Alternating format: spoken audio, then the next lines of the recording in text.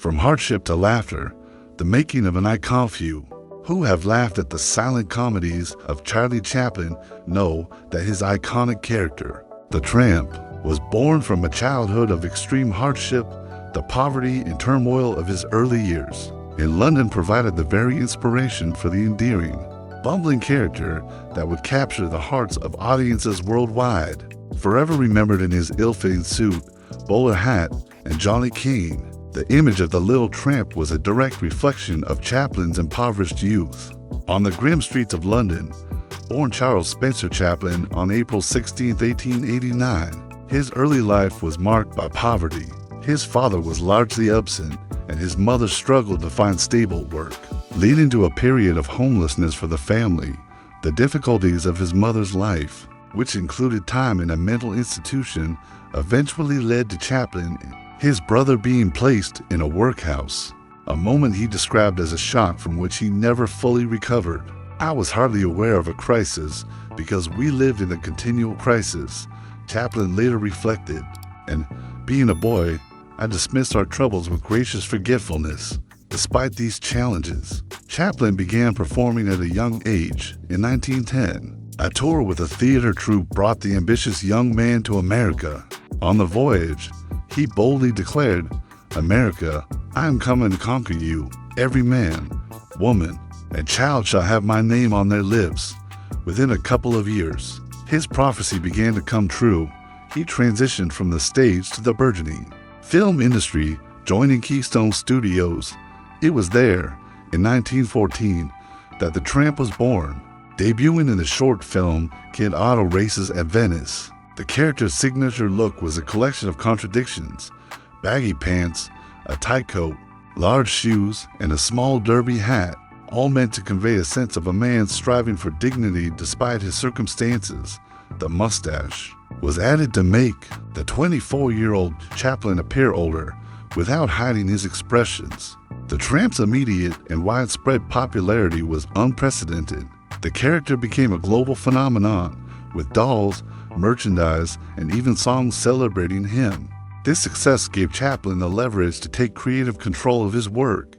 In 1919, he co-founded United Artists, a revolutionary move that allowed him and his partners to fully control their own films. He went on to direct and star in a string of classic feature-length films, including The Kid 1921, The Gold Rush 1925, and The Circus 1928. Solidifying his place as a master of blending slapstick with heartfelt emotion, his films, often drawing on his own life experiences, balance comedy with pathos, creating a truly unique and enduring cinematic legacy.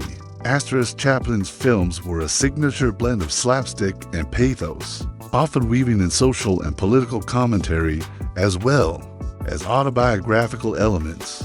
As the era of sound films began, Chaplin famously resisted, believing that cinema was fundamentally a silent art form.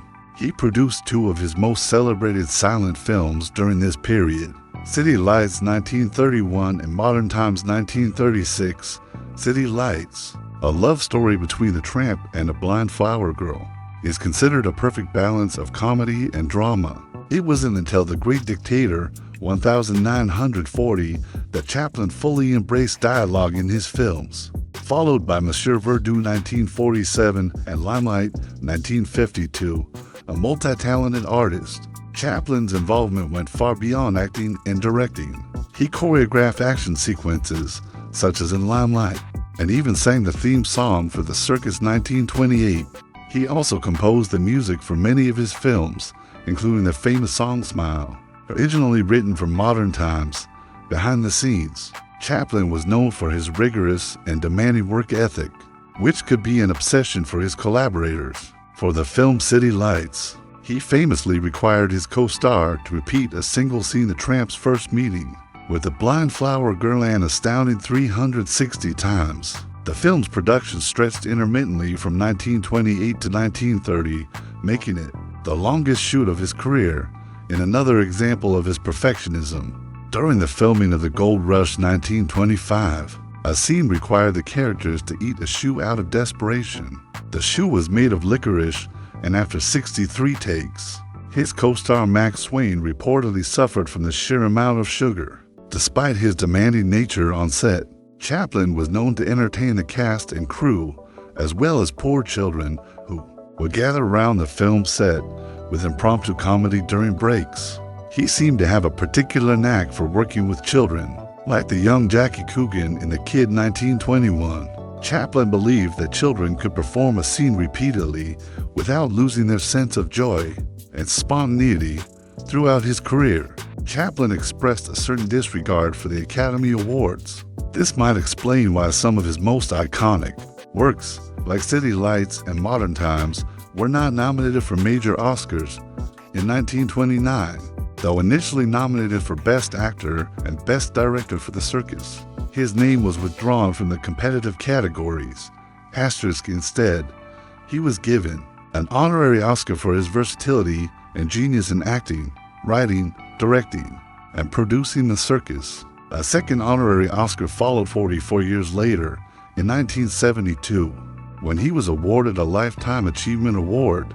Upon receiving the award, Chaplin was met with a 5-minute standing ovation, the longest in the history of the prestigious award ceremony. In a testament to his lasting impact, Time magazine in 2011 named him one of the 100 most important people of the 20th century for the laughter he brought to millions. As a filmmaker, Chaplin is regarded as a pioneer and one of the most significant figures of the first half of the 20th century. In his personal life, Chaplin had 4 marriages, 3 of which ended in turmoil and were described as nightmares by those involved.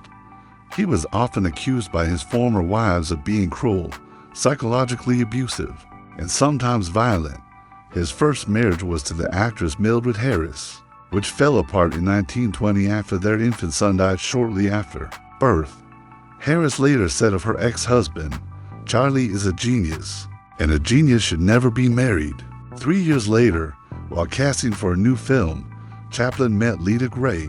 Their marriage was fraught with tension and ultimately ended in a contentious divorce, where Chaplin was ordered to pay Gray a settlement of $1 million.